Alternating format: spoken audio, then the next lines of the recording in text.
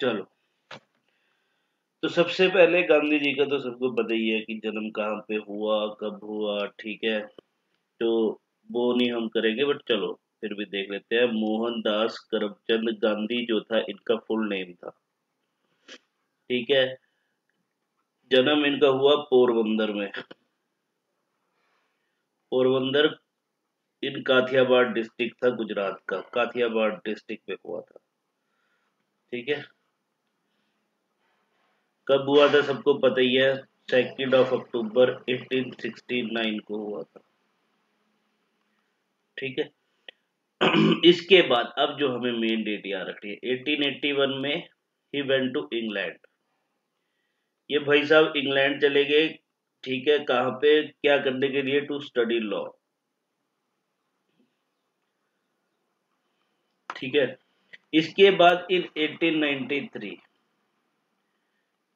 अब गांधी जो है कहाँ जाएंगे? Gandhi went to South Africa. South Africa में कहाँ पे? डरबन में। कौन सी प्रोविंस में पड़ता था ये? नटल प्रोविंस में। क्यों जाएंगे? क्योंकि इनकी एक, क्योंकि देखो ये थे लॉयर, और बीगल से उस टाइप पे बोला जाता था बैरिस्टर। तो अल्टीमेटली इनकी जो कंपनी थी, इनकी कंपनी नहीं थी, मतलब जो इनके क्लाइंट थे उनकी जो कंपनी थी, दादा अब्दुल्ला एंड कंपनी।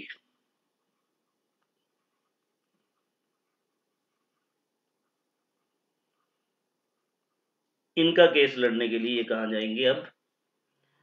डरबन में जाएंगे, साउथ अफ्रीका में, ठीक है। तो जनरली अगर बात करें तो he was the first Indian barrister थे जो अराइव किए थे इंडिया में, ठीक है। तो फर्स्ट इंडियन बैरिस्टर यही थे to arrive South Africa, sorry not in India, to arrive South Africa. तो ये बात भी याद रखना। चलो, अब देखो। अब जैसे ये साउथ अफ्रीका में गए, तो साउथ अफ्रीका में ना इनके साथ क्या हुआ? रेशियल डिस्क्रिमिनेशन की गई।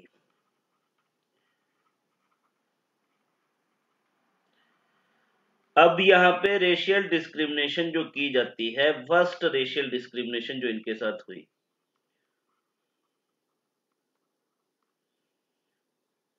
डिस्क्रिमिनेशन बोल लो, ह्यूमिलेशन बोल लो, बट ठीक है। जो आपके पास ह्यूमिलेशन होती है वो कहां पे होती है? जब ये क्या कर रहे थे, ट्रेन में ट्रेवल कर रहे थे। एक ट्रेन में ये ट्रेवल कर रहे थे, कहां से? फ्रॉम डरबन टू, कहां जा रहे थे ये? Pretoria, right. तो प्रिटोरिया जा रहे थे। अब हुआ क्या, जब ये डरबन से प्रिटोरिया जा रहे थे तो इन्होंने ट्रेन में ट्रेवल करने के लिए फर्स्ट क्लास में टिकट ली। अब भाई साहब ने फर्स्ट क्लास में टिकट ली, तो वहां पे ये बैठ के बड़े आराम से बैठे हुए थे अपनी सीट पे, और वहां पे बड़े आराम से न्यूज़पेपर पढ़ रहे थे। तभी टीसी आएगा सबसे पहले, टिकट चेकर जो आएगा, ठीक है। वो देखेगा इसको, उसने बोला कि तुम्हें यहाँ पे किसने अलाउ किया, तुम कैसे यहाँ पे बैठ गए? और उसी टाइम पे एक और अंग्रेज वहां पे आ जाएगा, और अंग्रेज इसको देखेगा तो बोलेगा कि तुम यहाँ पे कैसे बैठे हो, और वो अपने साथ और लोगों को इकट्ठा कर लेगा। और फिर क्या करेंगे, इसको उठा, मतलब गांधी जी को उठा के फिर वो लोग क्या करेंगे, ट्रेन से बाहर फेंक देंगे एक स्टेशन पे। कौन से स्टेशन पे? एट जॉन्सबर्ग।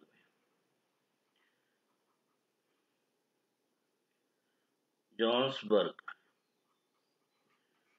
में उसको उठा के जो है, मतलब गांधी जी को उठा के ट्रेन से बाहर फेंक दिया, रेलवे स्टेशन पे फेंक दिया। देखो ये तो हुआ ही हुआ, चलो ये तो हुआ इनके साथ, इनके साथ यहाँ पे डिस्क्रिमिनेशन किया गया। अब यहाँ पे और ज्यादा बुरा हुआ। और ज्यादा बुरा क्यों हुआ? जब इनको थ्रोन आउट किया गया तो ये नाइट का टाइम था, रात के यही 8-9 बजे होंगे। अब बेचारा बंदा जाए कहाँ पे? अब नई ट्रेन तो थी नहीं, दूसरी ट्रेन तो थी नहीं। अब ये यहाँ पे जॉन्सबर्ग में चले गए होटल्स में,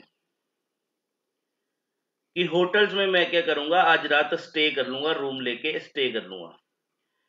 एक होटल में गए, दूसरे में गए, तीसरे में गए, मतलब जितने भी वहां पे होटल थे सभी होटल में गए।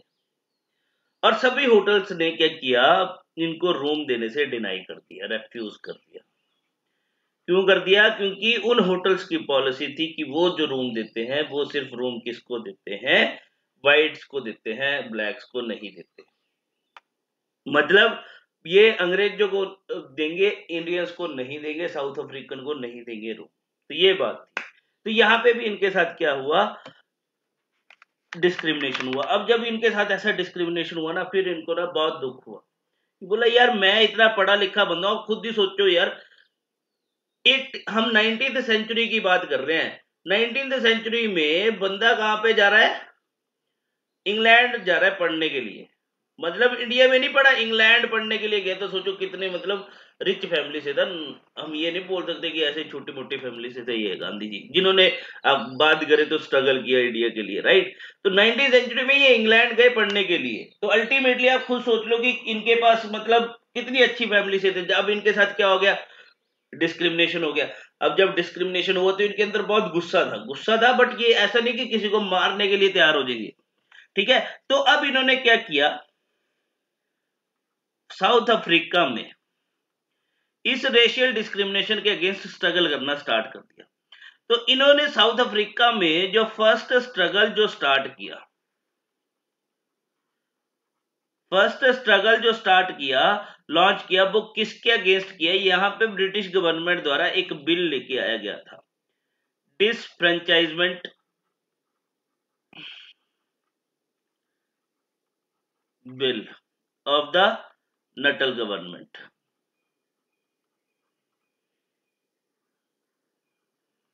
ठीक है, जो 1894 में एक्ट बन जाता है, फिर इसको नाम दे देंगे 1894 एक्ट। बिल भी आया, उसके बाद एक्ट बन गया, राइट। तो ये डिसफ्रेंचाइजमेंट एक्ट आता है नटल गवर्नमेंट द्वारा, ठीक है। तो यहां पे क्या हुआ,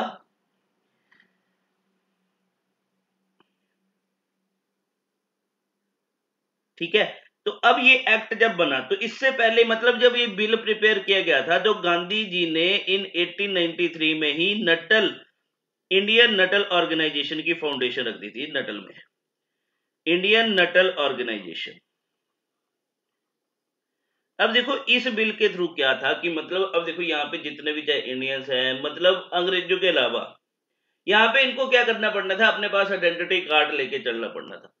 कि अगर मतलब इनसे कभी भी कोई भी आके जो है पूछ सकता है कि तुम यहाँ पे आइडेंटिटी प्रूफ बताओ कि तुम यहाँ पे रह रहे हो, तो बोला ये तो हमारे साथ गलत हो जाएगा, आप लोग जैसे मर्जी घूमो, हमारे लिए आप नए नए प्रोविजंस लेके आ रहे हो।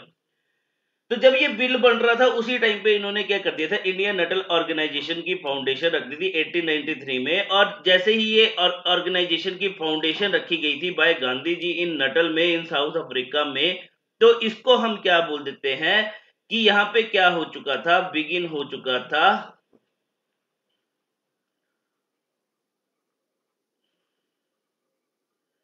मॉडरेट फेस ऑफ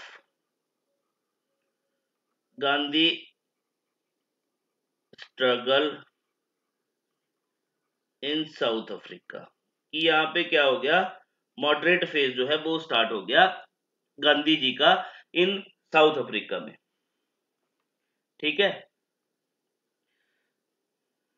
तो ये याद रखना, तो ये याद रखना फर्स्ट स्ट्रगल किसके अगेंस्ट किया गया, डिसफ्रेंचाइजमेंट एक्ट आया था 1894 में। इससे पहले इन 1893 में इन्होंने इंडियन नटल ऑर्गेनाइजेशन की फाउंडेशन रख दी थी, जिसको moderate face of Gandhi struggle in South Africa consider किया जाता है,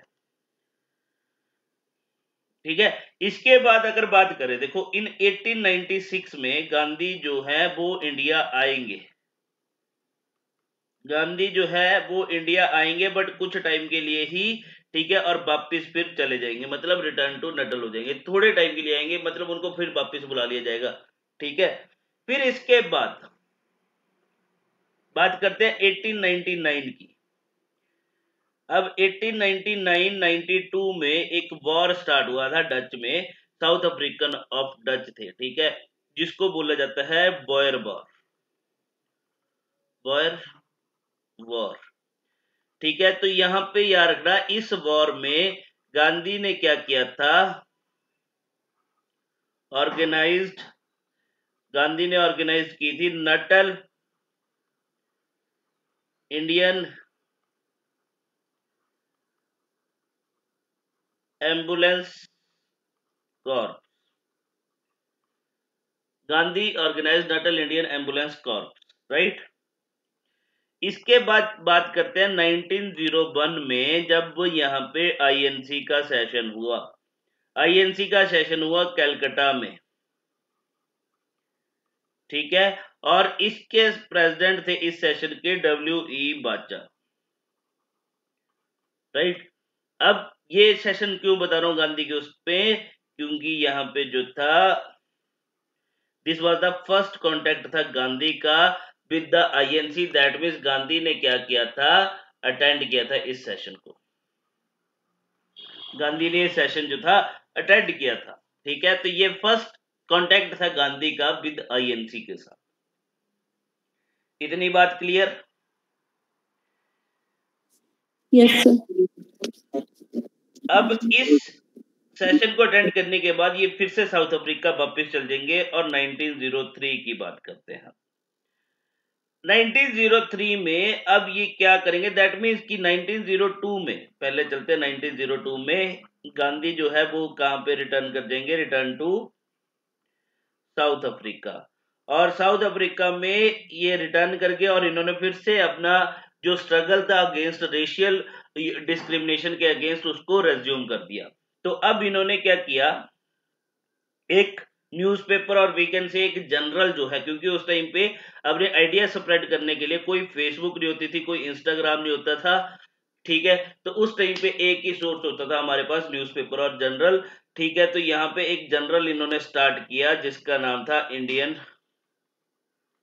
ओपिनियन इन 1903। कहां पे किया, साउथ अफ्रीका में, ठीक है। तो मतलब इंडियन ओपिनियन के थ्रू अब ये क्या कर रहे थे अपना, that means it became the mouthpiece of Gandhi in South Africa, कि गांधी अपने आइडिया जो स्प्रेड कर रहे थे वो इसी के थ्रू कर रहे थे, ठीक है, इसी जनरल के थ्रू। ये किया 1903 में, ठीक है। अब देखो यहां पे जो था, ये जो जनरल था ये एवरी वीक पब्लिश किया जाने लगा, एवरी वीक, हर हफ्ते पब्लिश होता था। और कौन सी लैंग्वेज में इसको पब्लिश किया जाने लगा, इन इंग्लिश एंड गुजराती में। क्योंकि देखो उस टाइम पे जो साउथ अफ्रीका में जो मेन मर्चेंट थे वो सारे गुजराती मर्चेंट थे। देखो गुजरात वाले जो होते हैं ना, ये बहुत अच्छे वो होते हैं बिजनेसमैन, ठीक है। पता नहीं इनके खा क्या कौन सा पानी पीते हैं कि ये बहुत बड़े बिजनेसमैन होते हैं। फॉर एग्जांपल अंबानी ले लो, राइट। तो उस टाइम पे मेनली जो वहां पे साउथ अफ्रीका में आपको मर्चेंट मिलेंगे वो सारे गुजराती थे। तो उन्होंने क्या किया, यहाँ पे ये जो जनरल था पब्लिश किया इंग्लिश में भी एंड आपके पास गुजराती में भी, ठीक है। और इसके जो जनरल के एडिटर थे वो थे मनसुख लाल नाजर, मनसुख लाल नाजर, ठीक है। अब देखो इसके बाद इन 1904 में, अब गांधी जी को पता नहीं क्या हुआ, इन्होंने क्या डिसाइड किया कि बोला मेरे को क्या करना है, एक सिंपल कम्युनिटी लाइफ जीनी। बोला मैं जो ये सूट बूट पहन के जाता हूँ, ऐसे रोज बाबू बन के चल जाता हूँ, डेली कोट पैंट पहनूंगा, ऐसे जाऊंगा, बोला मैं इस लाइफ से परेशान हो गया, मैं एक सिंपल कम्युनिटी लाइफ जीना चाहता हूँ,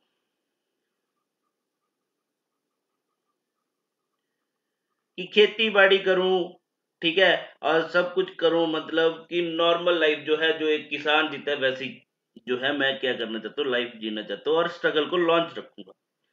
तो सिंपल कम्युनिटी लाइफ जीने के लिए अब इन्होंने क्या डिसाइड किया कि मैं क्या करूंगा, एक फार्म स्टार्ट करूंगा, ठीक है। अब इन्होंने क्या किया, अब जब इन्होंने डिसाइड किया कि मैं एक फार्म स्टार्ट करूंगा, तो गांधी जी और उनके जो फॉलोअर्स थे और उनके जो असिस्टेंट थे, उन्होंने क्या किया, मिलके एक फार्म एस्टेब्लिश किया। कहां पे किया, फियोनिक्स में,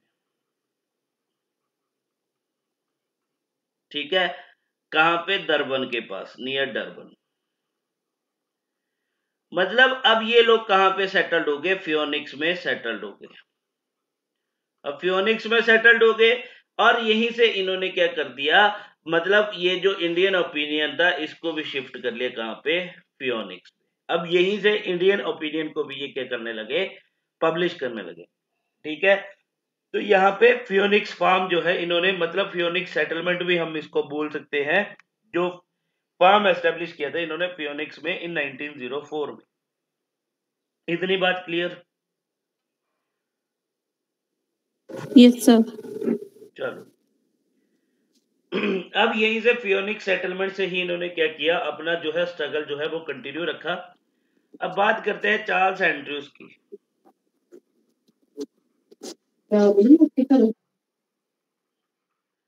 चार्ल्स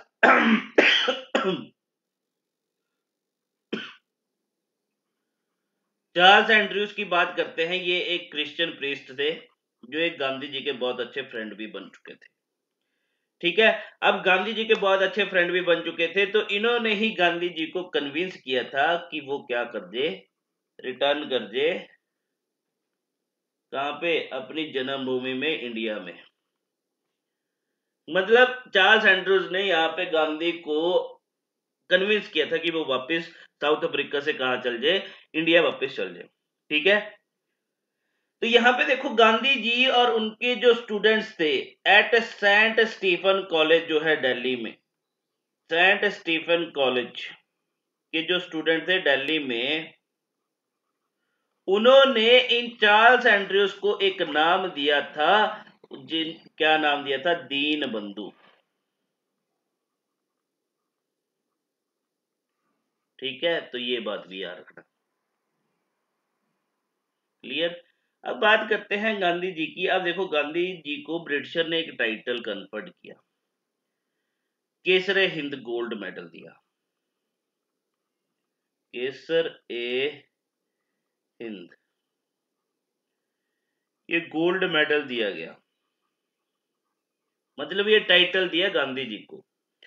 किसने दिया? ब्रिटिश गवर्नमेंट ने दिया।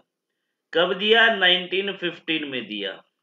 उस टाइम पे ब्रिटिश के जो वाइसरॉय थे वो थे लॉर्ड हार्डिंग, जिन्होंने ये टाइटल इनको कन्फर्ड किया। अब क्यों दिया भाई? अब हुआ क्या था कि यहाँ पे 1914 में आपके पास वर्ल्ड वॉर 1 स्टार्ट हो चुका था, और आपको पता है 1915 में ही गांधी रिटर्न करेंगे इंडिया में। तो जब ये इंडिया में आए तो साउथ अफ्रीका से ये पहले कहां पे गए? ये गए इंग्लैंड। वहां पे इंग्लैंड में जाके मतलब देखी कंडीशन क्या है, वहां पे लोगों से मिले, बड़े बड़े ऑफिशियल से मिले, और फिर इंग्लैंड से आए वापिस इंडिया में। मतलब इंग्लैंड होके इंडिया में आए। देखो बंदे की जो सोच देखो, कि पहले बोला मैं इंग्लैंड जाऊंगा, इंग्लैंड से फिर इंडिया वापिस आऊंगा। तो उस टाइम पे ब्रिटेन क्या था, इंग्लैंड क्या था, वर्ल्ड वॉर 1 में था। मतलब इंग्लैंड भी वर्ल्ड वॉर 1 का पार्टी था। तो वहां पे इन भाई साहब ने क्या किया, गांधी भाई साहब ने एक एम्बुलेंस कॉर्प जो है वो स्टार्ट करी थी, एम्बुलेंस सर्विसेज जो है वो स्टार्ट करी थी। कहां पे? लंदन में। तो ये एम्बुलेंस सर्विसेज स्टार्ट करने के लिए ब्रिटिश गवर्नमेंट ने क्या किया, केसरे हिंद गोल्ड मेडल जो है उससे हॉनर्ड किया। किसको? गांधी को, इन 1915 में। राइट, तो ये बात भी याद रखना। चलो अब देखो 9 जनवरी 1915 को गांधी भाई साहब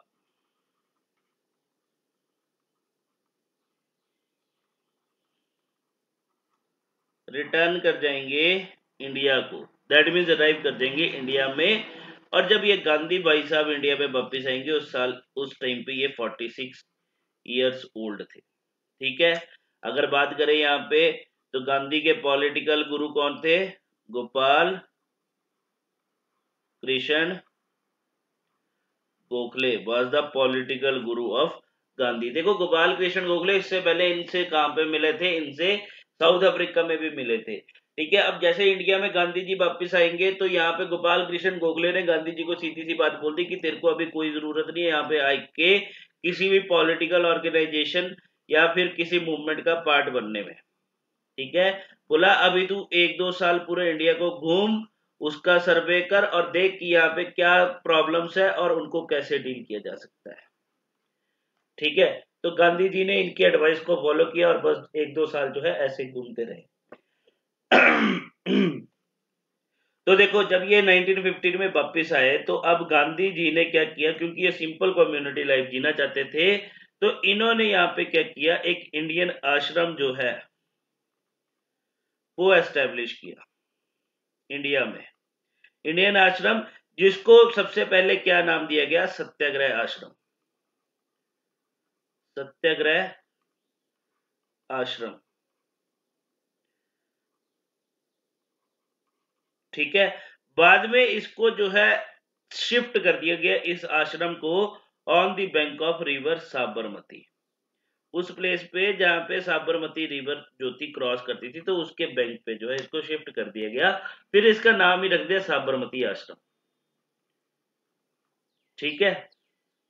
और ये जो किया गया था साबरमती आश्रम, ये जून 1917 में शिफ्ट किया गया था, राइट। अब देखो ये जो सत्याग्रह था ना, गांधी जी का मेन क्या पॉलिसी रहती थी कि मैं सत्याग्रह करूंगा। तो ये जो गांधी जी का सत्याग्रह जो होता था, दो प्रिंसिपल पे बेस्ड था, याद रखना, ट्रूथ एंड नॉन वायलेंस। तो मैंने एक वीडियो तुम्हें मिलेगी, दो उसमें मतलब दो वीडियोस डली है, ठीक है, चैनल पे गांधी जी के बारे में, तो वो देख लेना। आइडियोलॉजी से क्वेश्चन पूछते हैं सम टाइम, तो वो भी वीडियो एक बार तुम देख लेना, ठीक है। इसके बाद 1915 में गांधी जी रिटर्न हुए, तो अब 1916 में अब गांधी जी क्या करेंगे, लखनऊ का जो कांग्रेस सेशन हुआ था, लखनऊ कांग्रेस सेशन, ये बहुत इंपॉर्टेंट सेशन है, हमने पहले भी बात करी। लखनऊ कांग्रेस सेशन जिसको प्रिसाइड किया गया था बाय अंबिका चरण मजूमदार, जिसकी स्पेसिफिकेशन की बात करूं, एक तो लखनऊ पैक्ट आ गया, हमने किया है लास्ट लेक्चर्स में। एक आपके पास आ गया यू यूनिफिकेशन ऑफ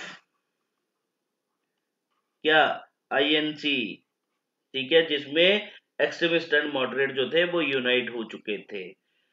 थर्ड बात करें कि यहाँ पे अचीवमेंट क्या थी, कि इसको जो अटेंड किया गया था बाय होम रूल, जो मेंबर्स थे, होम रूल पार्टी के जो मेंबर्स थे, डेलीगेशन द्वारा अटेंड किया गया था।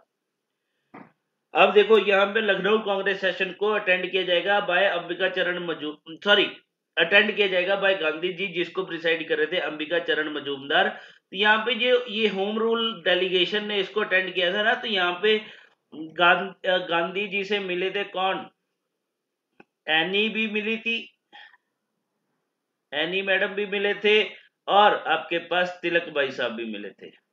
और इन दोनों ने गांधी जी को क्या बोला था कि आप हमारी मूवमेंट को ज्वाइन कर लो, ठीक है। बट गांधी ने यहाँ पे सीधी सी बात कर दी थी कि बोला अभी मैं किसी को नहीं ज्वाइन करना चाहता, अभी मैं किसी पॉलिटिकल ऑर्गेनाइजेशन का मेंबर नहीं बनना चाहता हूँ, पार्टी का ज्वाइन नहीं करना चाहता, तो इन्होंने रेफ्यूज कर दिया था। तो ये बात भी याद रखना, क्लियर।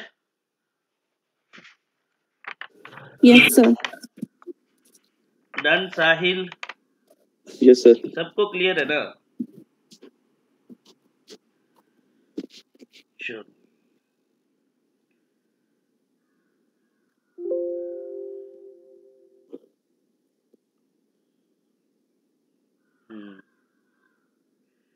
चलो अब गांधी की एंट्री करवाएंगे हम, कहाँ पे,